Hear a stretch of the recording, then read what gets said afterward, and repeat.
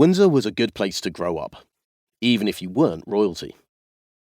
Throughout my childhood, hundreds of thousands of tourists came to the town every year, thanks to our famous local resident, Her Majesty Queen Elizabeth II. At 11 a.m. each day, the soldiers of the Household Division, dressed in their scarlet tunics and bearskin hats, would march behind a band from their barracks to Windsor Castle for the changing of the guard ceremony. After drinking in this display of military pomp, the tourists would file into the castle and enjoy the Queen's interior design. Familiarity may not breed contempt, but it tends to breed disinterest, as I didn't even visit the castle until my early 20s. But our famous neighbour had her positives.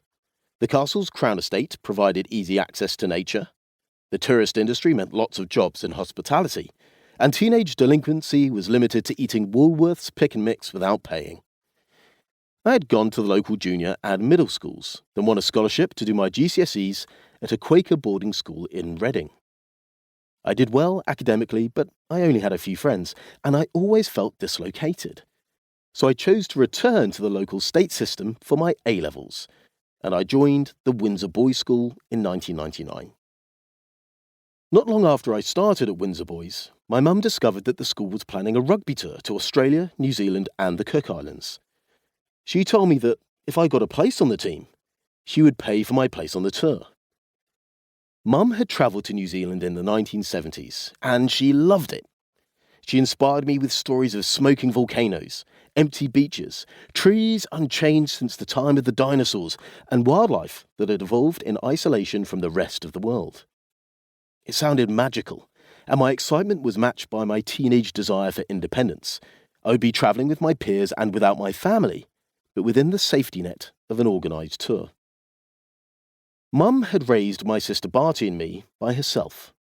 We lived on income support in social housing, and while we never struggled for food or clothing, we didn't go on fancy holidays or buy expensive junk for the house. But Mum felt that it was important for me to have experiences that broadened my horizons. So she took on a second job as a cleaner just to cover the costs of my ticket. All I had to do was learn how to play rugby. In my late teenage years, I was a slightly overweight geek, more focused on hip-hop and science fiction than on drop goals and scrums.